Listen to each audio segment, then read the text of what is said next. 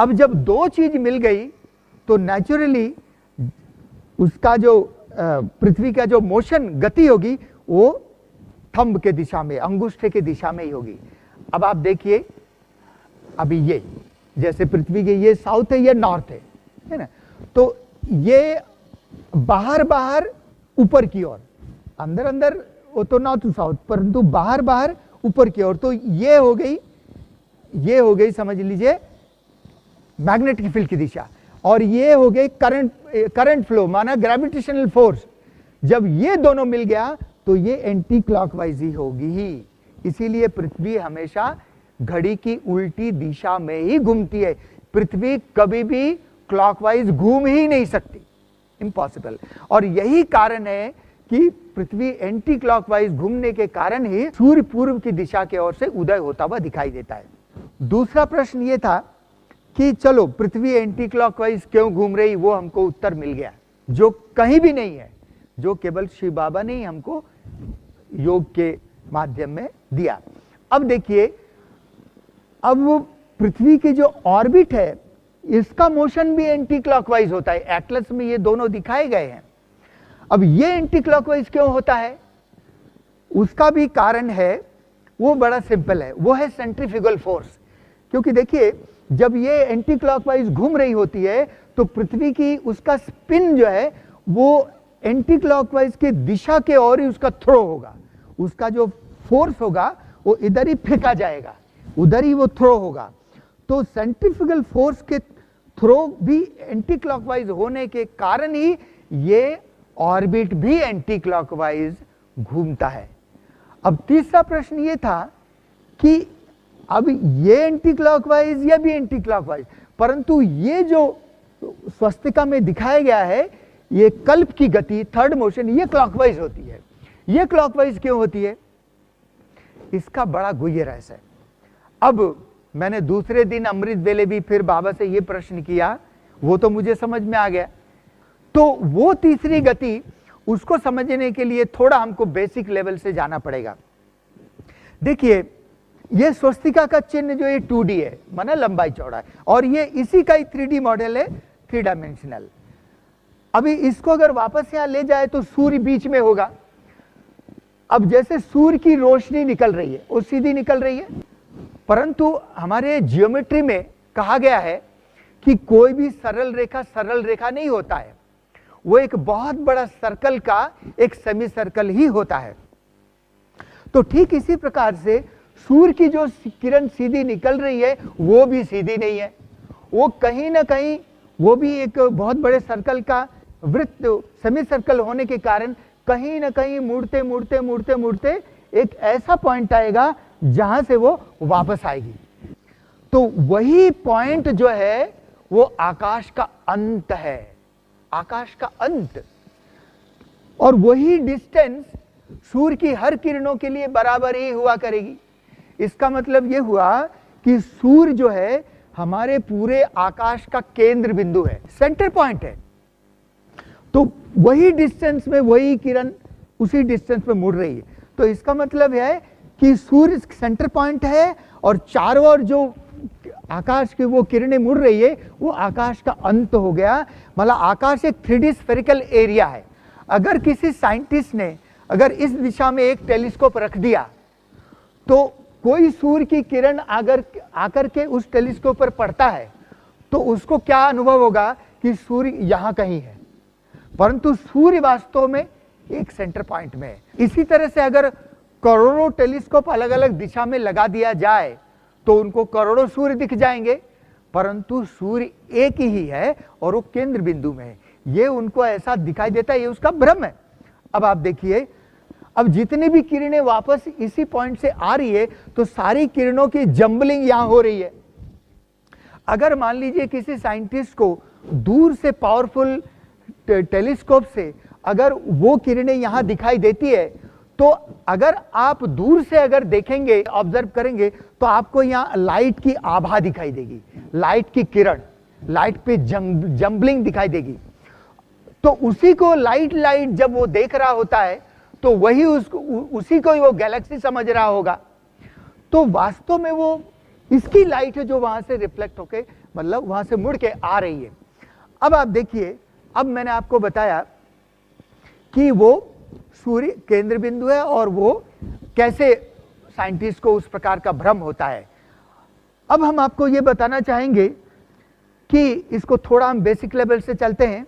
ये देखिए, हमारा जीवन जो है दो चीजों से बनी हुई है, शरीर और आत्मा। और शरीर को 5 तत्वों का पुतला कहा गया है। 5 तत्व कौन कौन से हैं? हमने अनेकों से पूछा है, बड़े बड़े विद्वानों से भी, परंतु कोई भी इसका सही क्रम नहीं बता पाते।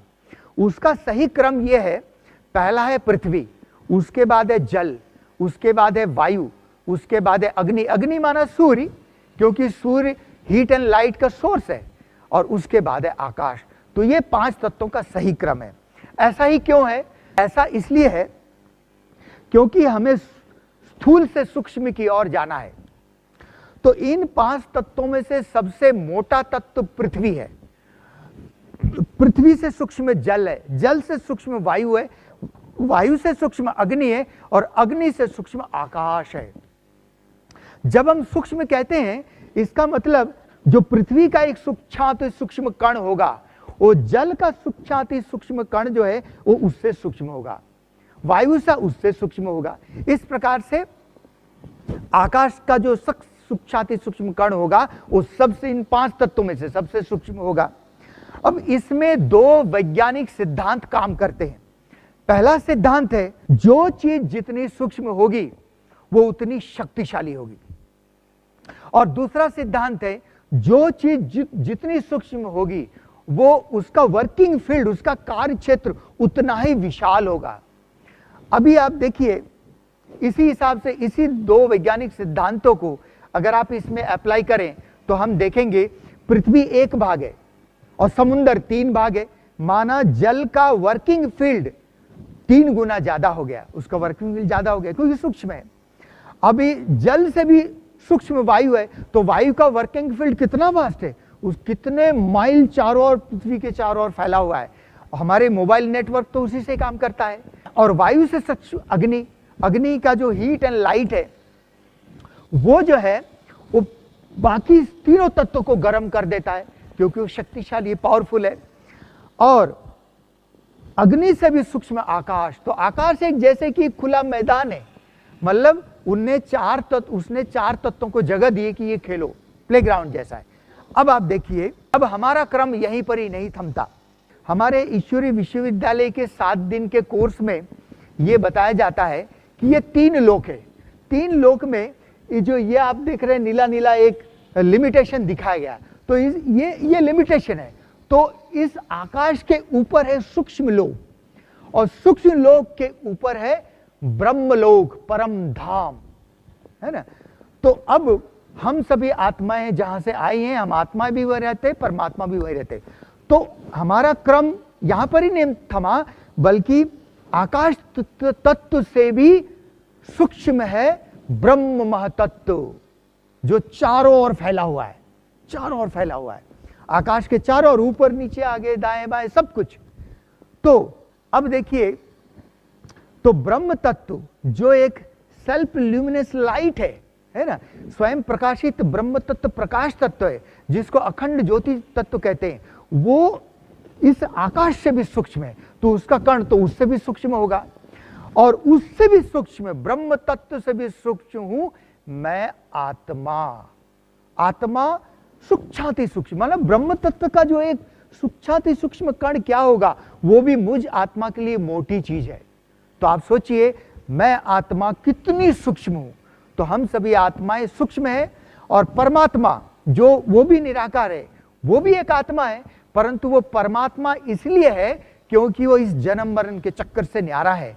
हम आत्माओं की शक्तियां खत्म हो जाती है, परंतु परमात्मा के गुण और शक्तियां कभी खत्म नहीं होते। तो अब जो मैंने आपको 2 सिद्धांत बताए, उस अनुसार जो सबसे शक्तिशाली है, माना इस पूरे ब्रह्मांड में सबसे शक्तिशाली सर्वशक्तिमान एक परमात्मा ही है। अब परमात्मा की शक्ति उससे कम शक्तिशाली ब्रह्म तत्व उसको चार्ज कर रहा है ना, उसको प्रभावित कर रहे हैं। तो परमात्मा के 7 गुण है, जैसे हम आत्माओं के 7 गुण है, तो परमात्मा उन 7 गुणों के सागर है। ज्ञान, प्रेम, शांति, शक्ति, आनंद, सुख एवं पवित्रता। अब परमात्मा के ये 7 गुण शक्तियां ब्रह्म तत्व को चार्ज कर रहे हैं, परंतु ब्रह्म तत्व चेतन नहीं है, जड़ है, वो भी तत्व है। तो ब्रह्म तत्व होने के कारण, चेतन न होने के कारण, परमात्मा की उन 7 गुणों में से केवल 2 गुण ही रिसीव कर पाती है। वो 2 गुण कौन से? एक शांति, दूसरी पवित्रता। अब ये 2 गुण इस ब्रह्म तत्व के हुए।